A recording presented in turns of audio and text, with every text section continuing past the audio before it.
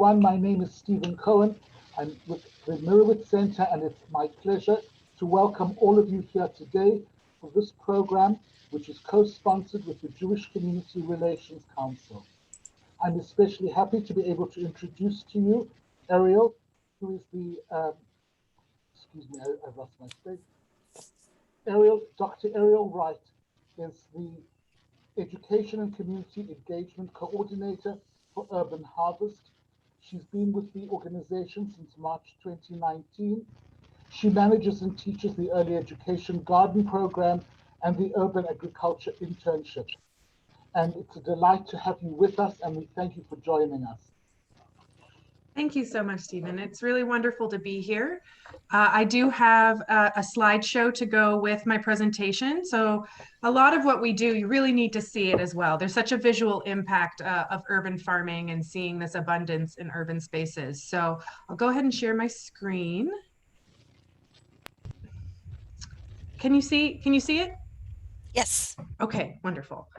All right, great. So today I'll speak a little bit in general about the work that we do, our mission at Urban Harvest, STL, both in urban farming and food justice. And then I'll also talk a little bit about our food roof location specifically. And I have a nice short video tour of the food roof from this past summer so that you can see it in all its glory.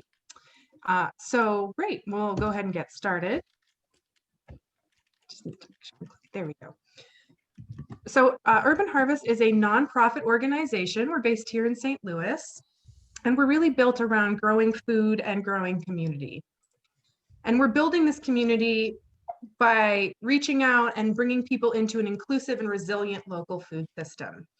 Of course, research shows that it's important to eat fresh fruits and vegetables. This has a positive impact on health, academic performance, childhood development, and of course, life chances. And, you know, we really believe that everyone deserves access to these benefits and to have the opportunity to have that fresh, healthy food. So just a little bit like, as Stephen said, I'm the Education and Community Engagement Coordinator. And so this means in particular that I run our educational programming. We do have an early childhood program. We do garden lessons with preschoolers at Flance Learning Center. And I also do a yearly internship program, and that is for adults and young adults. I think our youngest intern was about 14 years old, but you know, we have all ages and backgrounds who come through our urban agriculture internship. And then of course, I also help work on our other, you know, general workshops. We bring groups to the food roof and our farms. Under normal circumstances, of course, COVID has suspended our in-person field trips. And then we also have done more virtual educational offerings this year because of COVID. So on our website, there's a whole page full of how-to guides and videos from our farmers and just tips and tricks around growing your own food. So we're also trying to do that direct engagement to encourage people to grow their own food. Okay, so I'm going to transition into a little bit about food access and food security so that we can talk about why our mission, you know, is what it is and why it's such necessary work to do. Food insecurity, which is the lack of regular or the uncertain access to fresh, nourishing, and affordable food for a household, is a very pressing issue in our city. It's estimated to be about 18% in the city right now. And unfortunately, that number represents the rate before COVID-19. So in fact, that's projected to go up. So here's some kind of comparative rates to give you an idea of where we stand. So in the US overall, the rate of food insecurity in households is about 11%. In Missouri, it's slightly higher, it's 13%. Then as I said, in the city, we're looking at about 18%. But as of 2020, that's actually projected to increase to upwards of 23% of households in the city. So we're seeing really that, you know, COVID-19 is making it more difficult for low-income households to achieve that food security. And this motivates us, of course. So our work is in food access, but we're also working toward this broader task of food justice. And food justice is the idea and the view of the food system that recognizes that healthy food is a human right and that all people have the right to this food, and that we're kind of working on and looking at the structural or the institutional barriers that prevent people from gaining that equitable access to healthy food. And as I mentioned, in Missouri, there's about a 13% rate of food insecurity. So that's 1 in 8 people in our state who are struggling with hunger and intermittent access to healthy food. And unfortunately for us in the city, this challenge disproportionately affects our Black residents and households. They are 2 times more likely to have low food access in our city. And that's because they are more likely to live in neighborhoods and census tracts that are considered low income, low access, measured by the average household income and the proximity or the distance to the closest food retailer. So low access is a sort of a technical designation that comes in when it's more than a mile to the closest grocery store or food retailer. And so for this reason, food justice is racial justice, and our organization is working to address this reality and to also raise awareness around this push for racial equality in food access. And in St. Louis in particular, the way that the landscape of food access looks now has a lot to do with the history of racial segregation. There was segregated housing policy and what's called redlining in terms of where Black families could own homes. And that has really created very segregated areas of the city. So low food access neighborhoods are predominantly communities of color and mainly comprised of working households that are low income. And for this reason, this is not unique to St. Louis. This is a dynamic that's happening all over the country. And so for this reason, food activists, especially food activists of color, are talking about the reality of what's called food apartheid. And Dara Cooper, a food justice activist, talks about food apartheid as a racialized system that's rooted in anti-Blackness that creates separate and unequal access to high quality food and nourishment for our communities. And so, we are seeing these dynamics in St. Louis. And even though there's not a lot of healthy food access in these neighborhoods, the residents in these neighborhoods did grow up with gardens. There's rich culinary traditions, an appreciation for fresh ingredients. And these communities have ranked access to quality food as a really important opportunity. So, a lot of that is just about not having the means and the access to achieve that goal. So, this is the setting where our work occurs, and we are a nonprofit, so we run 8 farms, and this is to serve our food access program. And all of our farms are in the city of St. Louis. The majority of our harvest does go to partner organizations that have free food distribution programs in both North St. Louis and North County. And we are now also operating in the Fox Park neighborhood, which is South St. Louis, and there will be partners that we're working with there as well. So a little bit more about where the produce goes.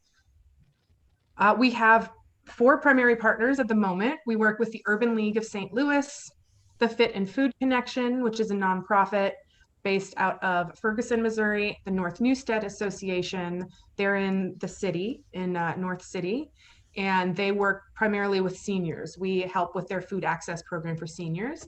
And as I mentioned, we also work with Flant's Early Learning Centers. So we partner with them to get that harvest to the school lunch program. It goes directly into the kitchen, and the chef there uses it to make breakfast and lunch for the students. And then we also do have some direct to family distribution when we have a surplus of our harvest as well. Okay, so that's a little bit about, we're growing food to serve our food access program in the context of food justice, but I am going to pivot now to talk about our food roof farm, which is really our flagship location. It was our first farm. It was the first rooftop urban farm in St. Louis. And we kind of consider it a living laboratory. You know, our farmers there are always trying new things and experimenting, and we use many different techniques in a way to showcase the versatility of urban farming, to showcase the versatility of a rooftop as a place to grow food where, you know, before that space was not used. And so, yeah, we're going to talk a little bit about the process of how the food roof came to be. And, you know, this is an image of our director of farming, Damien, in the greenhouse on the food roof where we start it's our nursery for all of our seedlings. So that is going to be up and running here very soon. They're getting ready to start germinating the seeds already for our upcoming growing season. So a little bit about how that came to be. In 2011, Urban Harvest was founded really with the desire to help people grow food close to where they live, to have that local food system and local food source. So our founders were Mary and Joel Ostafy, and they lived downtown and they wanted to grow their own food. So they started a community garden with their neighbors and residents downtown. They had to bounce around a little bit. They had trouble finding a secure permanent location. So by 2014, you know, they were ready to start thinking outside of the box. And they are both architects. So they used that knowledge and training to explore the idea of rooftop farming. They actually traveled around. They visited rooftop farms in Chicago. They visited Brooklyn Grange, which is, I think, the largest, it's maybe the first and largest rooftop farm, and it's located in New York City. So they visited those places. They brought back their ideas and the best practices. And in 2015, they had secured a partnership with a U-Haul building downtown on Convention Plaza, right where Del Mar hits 14th Street. And yeah, they started building this food roof in 2015. So the construction began in April.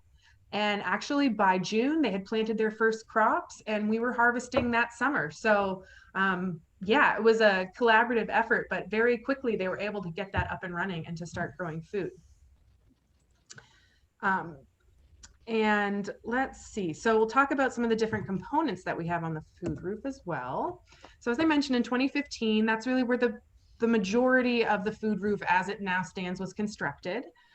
So that included our farm rows where we grow our food, garden beds, our shed, our greenhouse. We have hydroponic towers there, which use only water to grow the plants.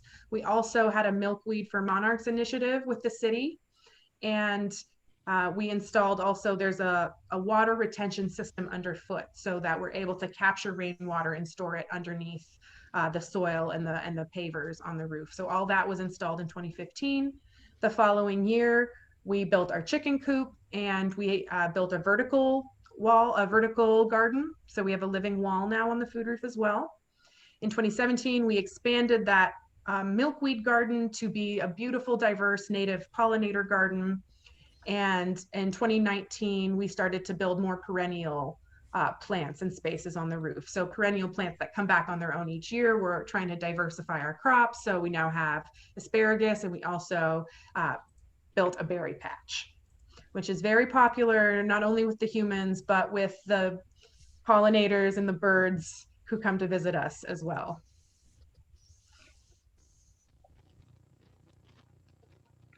So we do use a lot of different techniques on the roof. As I mentioned, it's really a great showcase for just how many different ways there are to grow food in an urban space.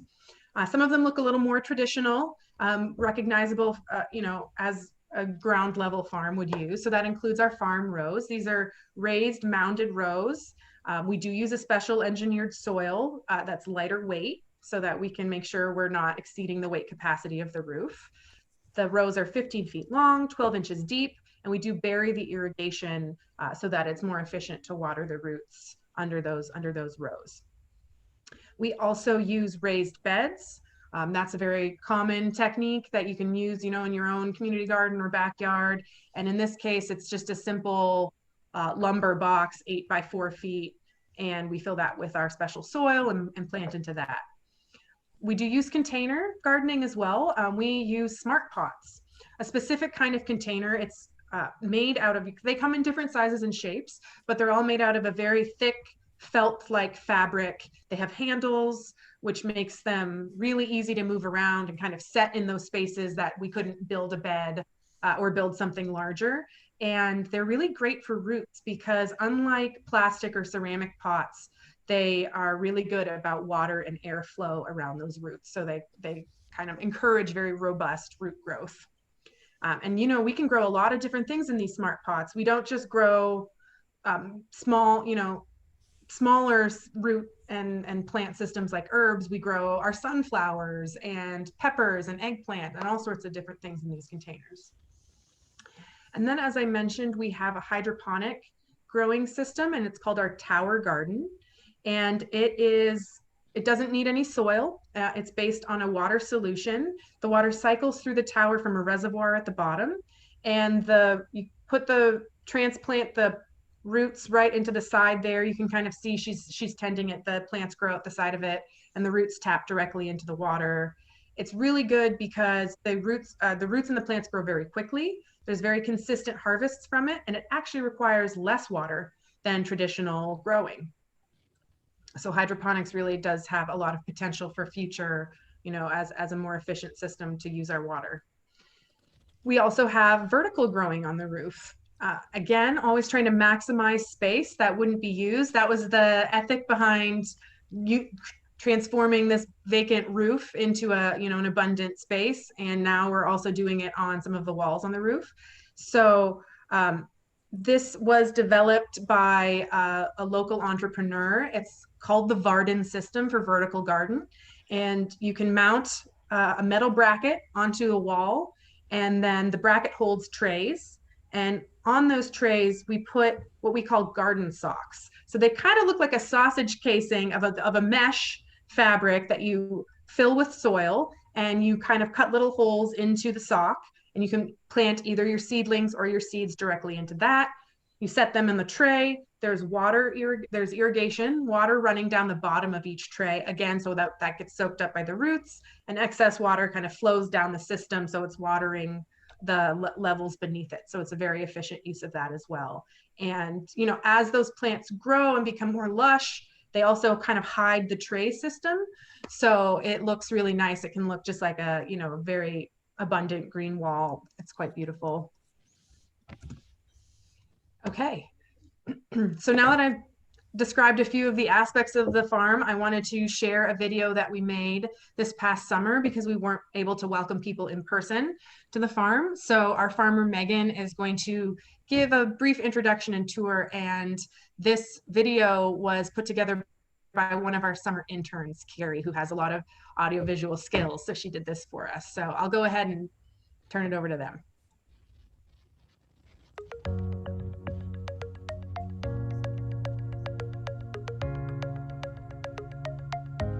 Hi, this is farm intern Carrie with some food roof history before the tour. When Urban Harvest STL first started looking for spaces to farm in St. Louis, most property owners weren't interested in leasing land to a nonprofit that wouldn't be financially lucrative for them. Founders and architects Mary and Joe Ostapi were forced to pivot and grew inspired by rooftop farms in cities like Chicago and New York. After visiting and learning from them, construction on the food roof began in April 2015 and was completed by June.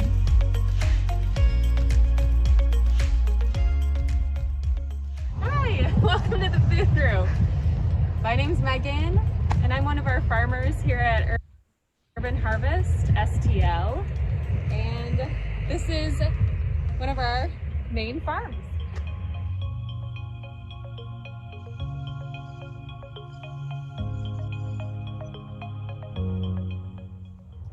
So these plots over here are community garden beds. When our founder started Urban Harvest, she really wanted to start community gardening, and this is kind of the inception of what the food roof came to be. So we have 10 plots over here that community gardeners in St. Louis are able to basically use.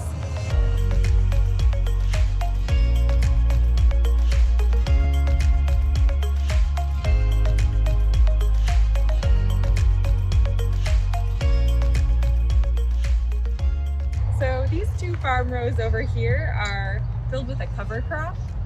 And cover crops are basically a crop that you plant when you aren't growing vegetables. So it keeps the soil intact. It prevents erosion from wind and rain. It also keeps the soil fed.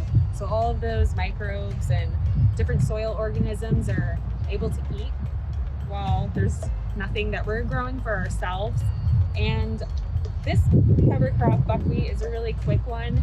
It is used in the summertime a lot, and pollinators love it too.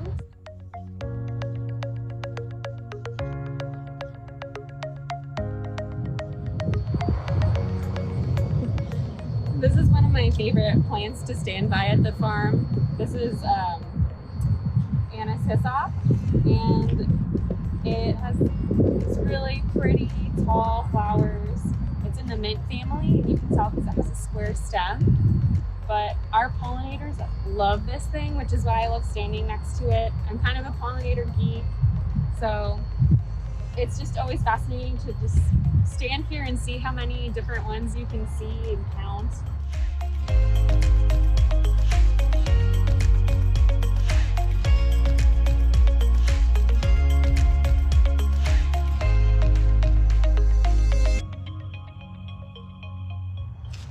At Urban Harvest, we really like to experiment with different growing methods. This here is our vertical wall. It is basically a sock filled with soil. So we have some Swiss chard growing here, some mustards. Herbs really like this growing medium. And underneath the socks, there's a drip line here. So it's set to a timer and it drips and gets the socks wet and it kind of like water falls down. It's always fun when the timer goes off to see it happen. And we wondered if beans would do well in here, and it looks like they're pretty happy. There's a lot of purple beans popping up, and yeah, they've been doing almost as well as the ones that are in the field, so that's good news.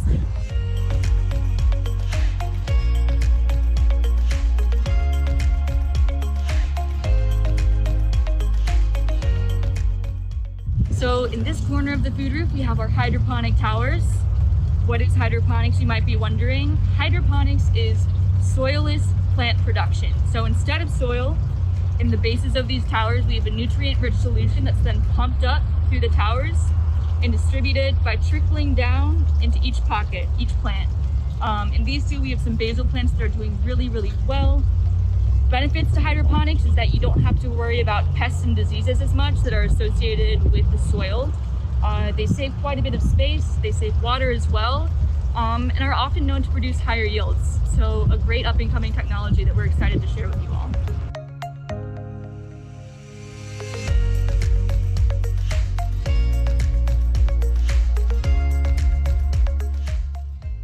So some of our stuff we start from seed in the greenhouse, and that's pretty much to ensure a better germination rate, and some things respond better if you actually transplant them as a plant into the ground versus directly seeding. So something like carrots, you're definitely going to want to just plant it directly into the bed because they don't do well with the disturbance of their roots.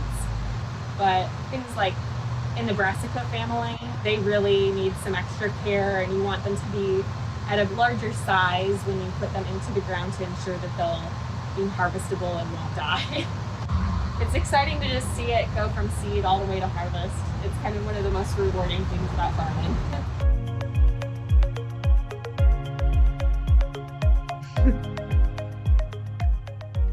Urban Harvest STL and its network of urban farms exists because all St. Louisans should have equitable access to fresh, healthy food regardless of socioeconomic status, race, or zip code. Almost 1 in 5 residents in St. Louis City in 2018 did not have reliable access at all times to enough nutritious food for an active, healthy lifestyle. And this is due to a long history of systemic racism that favors white affluent neighborhoods and makes high-quality, unprocessed food geographically and economically inaccessible for low-income communities and communities of color.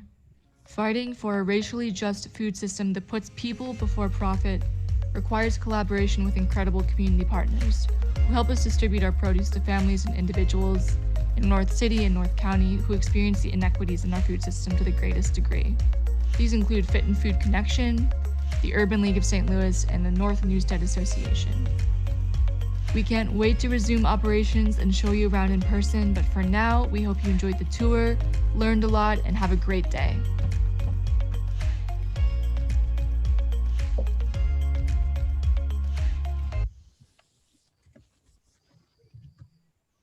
All right, well, thank you so much. I hope that you guys could hear that and you enjoyed it as much as I did, even though I get to visit the Food Roof regularly. I just love seeing it in the summer in all its glory.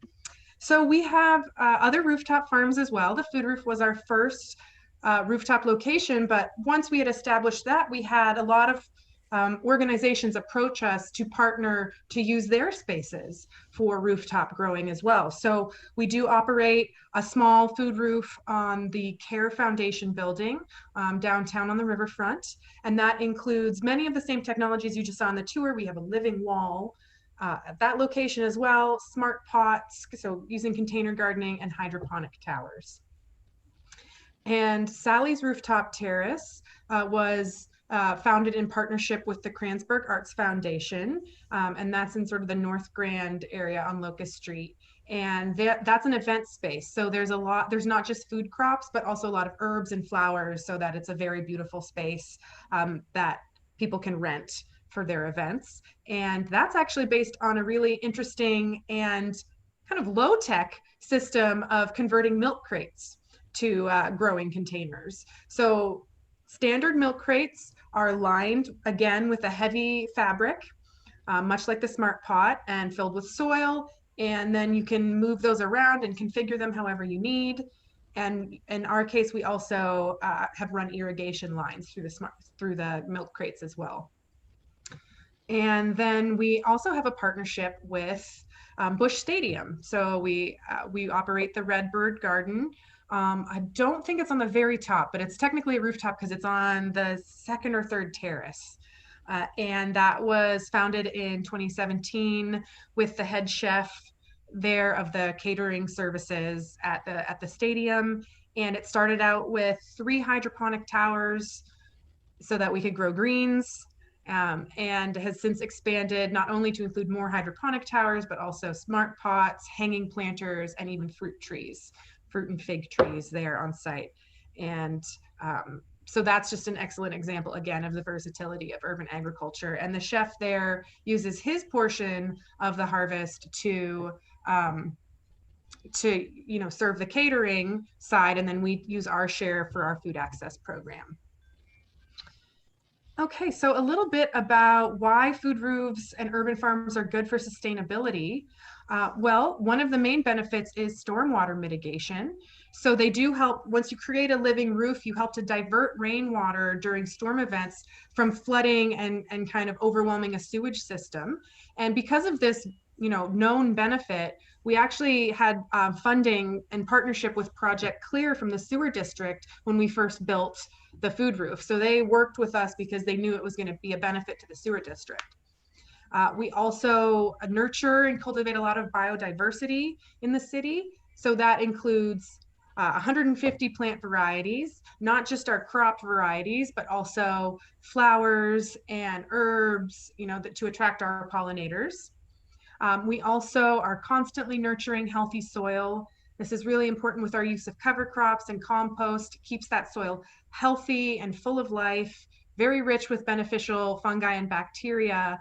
And this is becoming a really kind of like a cutting edge of sustainable agriculture in terms of climate resilience and carbon mitigation, because very healthy, fertile soil helps to store and capture carbon. So more and more people are talking about how taking care of our soil will help make us more resilient to climate instability.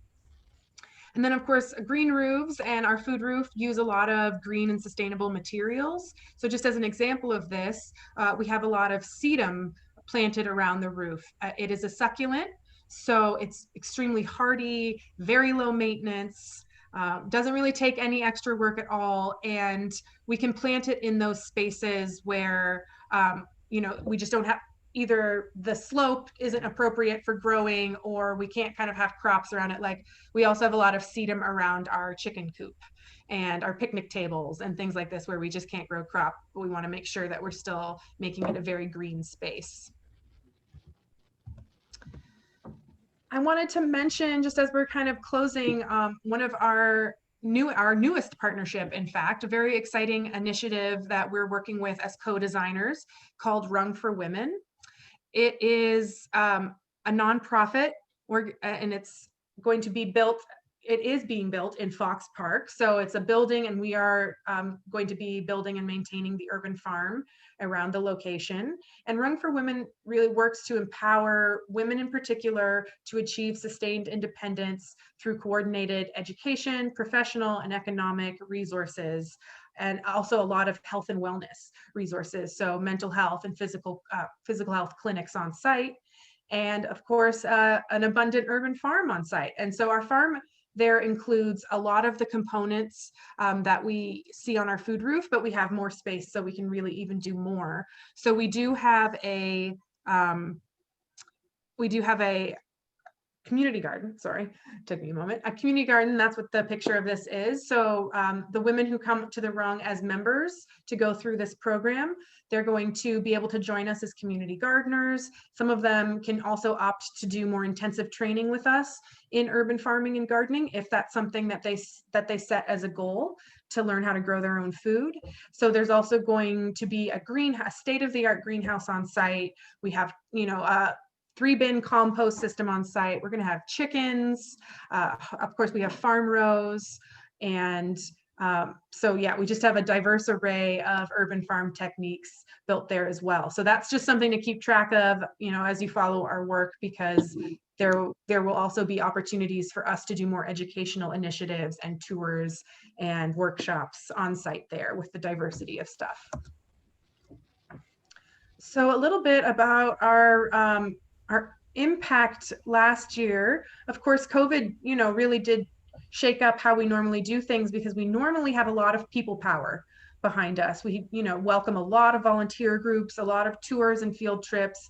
And so of course, those in-person programs had to be scaled way back for social distancing and COVID precautions. But nonetheless, we were able to grow and glean almost 6,000 pounds of food. And 79% of that was donated to our food access program, which is a higher rate than usual. And that has to do both with the increased demand from our partners as more households needed access to this healthy food under COVID, as well as having fewer in-person events where we would use our harvest. And under normal circumstances, we run a series of dinners and happy hours and events on our food roof that use some of the harvest, but we weren't able to do that this year.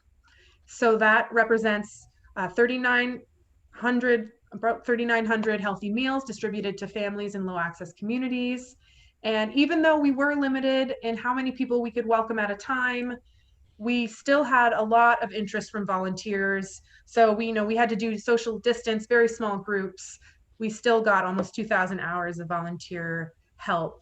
And our intern program was also scaled back. We had to take smaller groups of interns, but still they spent almost 1,200 hours with us across the spring, summer, and fall, working on the farms and getting, garden and farming education with us through that training.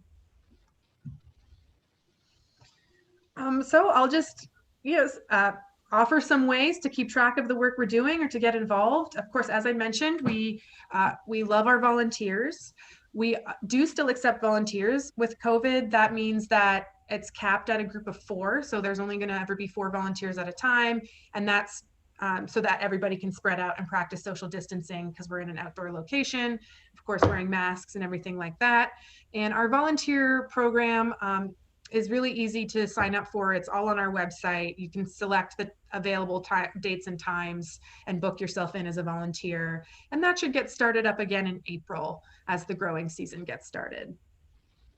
We also love to encourage people to grow their own food at home or in community. So, we have a series of how-to guides on our website, open source for people to browse through and learn some basics about growing their food.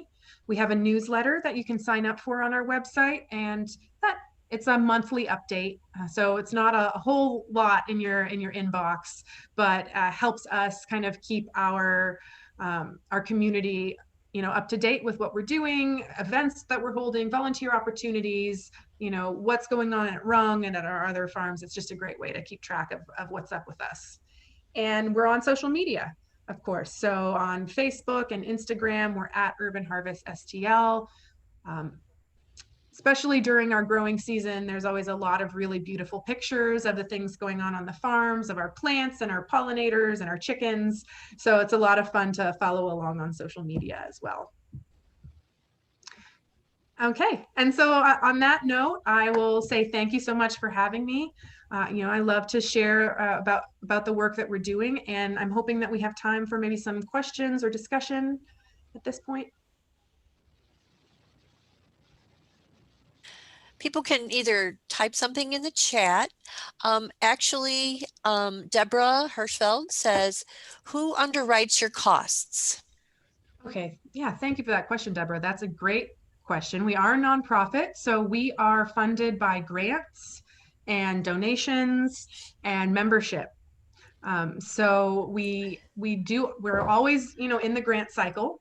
Some of our big funders are the Trio Foundation, the Bayer Foundation, SOS, the St. Louis Women's Fund, and we're also seeking grants right now from the Philanthropic Society. We, for the schoolyard garden, we've had funding several years in a row from the St. Louis Blues for Kids Foundation. They like to focus on community health, so we partner with them for that garden. And then we do rely as well on donations from people who care about the work that we do. And so we do have a membership program that started in 2020, and that's sort of a small monthly donation. There are benefits and sort of a package that you can get, and access that you can get to things. And then under normal circumstances, we would have a fairly active event series. So buying tickets for our events as a way to fund our work. And this year it's virtual. So our first virtual event series is a trivia night. That's going to be coming up in March. And that's all, of course, virtual. So you can kind of log in and participate with trivia to support our work. But yeah, that's how we get by. And then, as I mentioned, of course, for labor, we have just so much support from volunteers. We do get support from our volunteers and our interns as well. And that really helps us to do the work that we do to maintain all those farms. Nina has, she has said it was an excellent impact data, and she would like to know if you could send a copy of the presentation. She would like to share this. First of all, Nina, I would like to say this video is being recorded, and you can share this whole video from the Merowitz Center's website. But Arielle, yeah. I don't know if you would be willing to share the PowerPoint with me and I could share it with other people, or? I think so. I'm just going to double check with my director to see if there's any reason that we can't. I don't know of any, so I'll let you know for sure. If for any reason we can't, maybe we can share parts of it, but I think it should be fine. I think I should be able to share that with you as well. And I think the virtual tour on its own may also be on YouTube. So I'll follow up with that and send you links to all of that. Okay. Yeah. iPad, I don't know what your name is. Go ahead. Can you identify yourself? Okay, I'm Myra Rosenthal. Okay, great. Okay, and I run the Garden of Eden on the grounds of the Jewish Community Center. And not to upstage Arielle or anything like that, please forgive me. No, but I wanted to say that we also have somewhat of a food justice here in St. Louis County. Last growing season, we grew 5,300 pounds of food for the Harvey Kornblum Jewish Food Pantry. We will start our garden up in March, late March, mid to late March, depending on the weather. And if anyone wants to come and volunteer, we'd be happy to have that. Also, we run on donations as well. You can contact the Jewish Community Center Volunteer Service and they'll put you in touch with me. But I have been to the Urban Harvest Farm. It's fabulous. And I do have a question. Where do you get your garden sock mesh fabric? I would like to grow strawberries in them. Yes. And I've been looking, but I can't find a site online to obtain that. So would you mind, please? I would not mind. In fact, I'm going to just very quickly see if I can find the address. The company is called Varden Technologies, Varden. Varden You can send it to me. Yeah, and maybe I'll follow up. Yeah, Varden. send it to me and I can send it on to my, okay? Is that Yeah, good? absolutely. Okay. Thank you. And they sell the components, so you should be able to look at what they have, what they offer. But Great. that's so exciting to hear about the Garden of Eden. There is no competition among, urban farming and community growing. I just feel like whatever moves you, getting that food to people who need it, there's more than we need. So it's just wonderful to hear that there are other initiatives doing this work. And the next question, David has a question. He's curious about storm water diversion.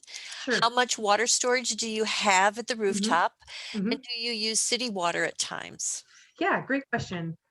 So our system is a little different than usual because it's not based on rain barrels or cisterns. It's stored in a layer of kind of pockets underneath the soil. So for a 2-inch rain event, we can store 17,000 gallons of water under the roof. And so that typically during the rainy part of the spring, that keeps the farm totally watered. But if we do have dry spells, which happen in the summer in St. Louis, we are hooked up to city water as well. So that's the irrigation lines that I was talking about that run underneath our farm rows. That is hooked up to city water when need be. So the farmers are kind of able to turn on the irrigation system if we don't have any of that stored rainwater. Marilyn? Oh, I'm sorry. No, that's okay. I was just going to say also since we're hooked up to the sewage system, once we hit that 17,000 gallon capacity, there are storm drains that go directly underground into the sewer system. So it kind of overflows into that. Marilyn, did you have a question? She's on the phone. Yeah, I have a question. There's a lot of home backyards that could be utilized as gardens, especially in the poorer sections. Mm-hmm. And is there any organization or anything that goes in and tries to teach people how to grow their own food? Because that old saying is, if you teach someone to fish, they will always have food. If you just have to constantly give, then they rely on that too much. Self-sufficiency is the best thing. Right. Also, is there a place where people can buy a little plot for a minimal amount of money? You have all these roadways, all these big yards and fancy, at the different fancy places that are just nothing but grass and using fertilizer and chemicals to keep them green. Right. Why can't we put orchards on them? Why can't we put berries on them? Why can't we do food? Why does it have to be just plain green and using all of that, all those resources? Yeah, no, that's such a good point. You're absolutely right that the goal shouldn't just be to grow food to give away, but also to help people achieve that self-sufficiency, as you call it. It's also called food sovereignty, which is the control and the participation of communities in their food production. And in terms of whether or not there are organizations specifically working on that, we do have, of course, Gateway Greening that helps people set up community gardens in their neighborhoods, and that's all over the city, including low income, low access areas. We've really kind of seen a need for this as well. So our work is evolving somewhat in that direction. Now, of course, we're operating our farms, so we have to, care for our farms, but we're increasingly looking at including internships and apprenticeships with students from those communities so that we can promote growing your own food. We're looking at starting neighborhood programs around our farms in these low income areas. We do have community gardens right now at 2 of our locations. So that's the Food Roof and at Rung for women. So that's sort of a way that we can also help people who are interested in growing their own food have some support, of course, because they have access to the experience of our farmers and our team there as well. And so, yeah, we're always trying to think about how can we get more people involved with growing their own food. So offering workshops for free in those areas, and trying to offer more free resources and assets to people who are, living under food insecurity, but might be able to get interested in growing their own food. I think you're absolutely right. We do need to see a lot more sort of creative thinking. How do we use these spaces, like you said, medians or along the roadside to grow abundant food, like trees, fruit trees or nut trees. And there's the concept of food forests. And this is an idea that even in urban places, you can grow trees that, produce tons of food that people can kind of come by and take as they need. So we're hoping to grow our first food forest at the Rung location. We're going to be working on that this year. Sophie would like to know. Oh, I'm sorry, Marilyn, go ahead. I would like that information about the food forest, because that sounds like a really good plan.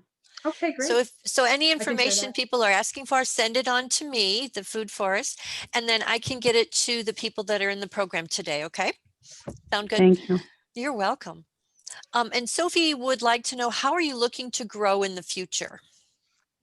Well, this sort of builds on the last question. We are really interested in getting more involved in sort of community food sovereignty. So using our farms as a platform for education and community building around helping people grow their own food.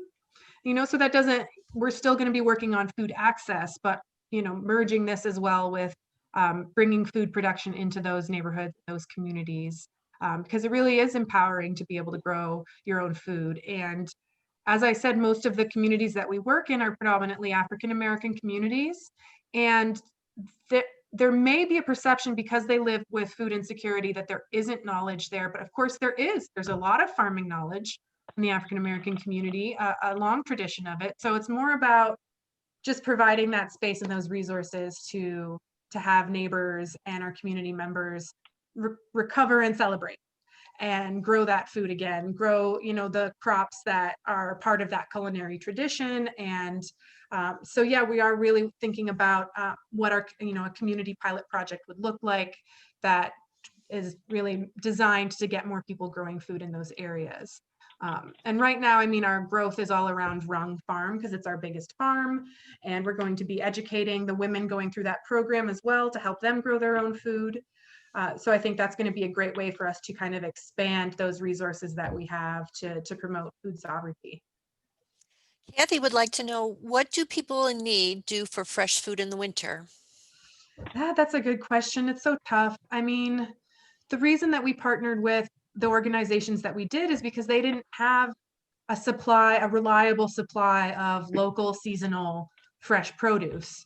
So, unfortunately in the winter, we were not really able to grow a lot of food year round. There are some sort of greens and stuff that we can grow in the hydroponic towers, but we do have to, suspend temporarily our donation program. So I think that there's just reduced access in a lot of cases, especially through these particular distribution programs. We have time for one more question. I see a hand up. Yeah, one more question and then we have to move on. So go ahead, Myra. Okay, I was going to say about the winter access. Not this year because of COVID, but we do have grow towers as well inside the J. We do not have electricity outside of the J, so we can't do it. But inside the J, we did grow during the winter, not this current winter, but last year. lettuces and suitable other crops for the food pantry. It's a shame that, well, COVID did impact a lot of things, but the food tower is a way to grow food for people who need it. Yeah. Absolutely. It's a very, very versatile system because you can also include grow lights, so you can move that indoors and have that be a year round. And we are going to build at Rung as well. We have a tunnel, a growing tunnel. So that will help us increase the amount of food that we can grow year round. Yeah. Arielle, we want to thank you so very much. This was very informative, very exciting things going on. And I just, if anyone has any questions, please send me an email. But before we close, I would like to introduce Cheryl Addleston, and the deputy of director of JCRC and the co-host of this program. She would like to say a few words. Welcome, Cheryl. Oh, there we go. Hi, thank you. It was a pleasure, as always, to work with the Murrowitz Center to bring this program forward. The JCRC is working hard through our Jewish Coalition on Racial Equity to highlight issues of racial injustice, and food insecurity is clearly one of them. And we just wanted to take this opportunity to let you all know about an upcoming series of events that we are doing starting in February with a variety of other interfaith partners. We do have a flyer about that might get shared on the screen. Can you see it? Yeah, there it is. It's called The Great Divide, Race in Our Region. And you can see at the bottom, including the Murrowitz Center, all of our sponsors. It's a great interfaith collaboration. And we are going to be looking at systemic racism. And our first event will really focus on economic equity issues. And we're thrilled to be able to have Ray Bashara, who's the director of the Center for Household Financial Stability at the Federal Reserve Bank, to help people understand the significant amount of economic inequity that our community faces due to historic systemic racism in housing and lending and so many other areas. And we're also excited because each one of our presentations will not only include an expert, but also a St. Louis community member who's part of the Beyond Ferguson, Before Ferguson, Beyond Ferguson project, to really talk about on the ground how these systems of systemic racism have impacted them in our community. So our first in this series is February 10th. They are on Tuesdays, the second Tuesday of the month at noon. They're a lunch and learn from 12 to 1. So we welcome you all and hope to see you at our upcoming event. Thank you very much, Cheryl. We really appreciate that. So thank you everyone for being with us today. Thank you, Arielle, for the great information. And if anyone has any questions, feel free to send me an email. Arielle will send me some information that I will send out to everyone here. So I'm glad we had you today, and thank you so much, and have a great afternoon. Goodbye, everyone. Goodbye all. Thank you.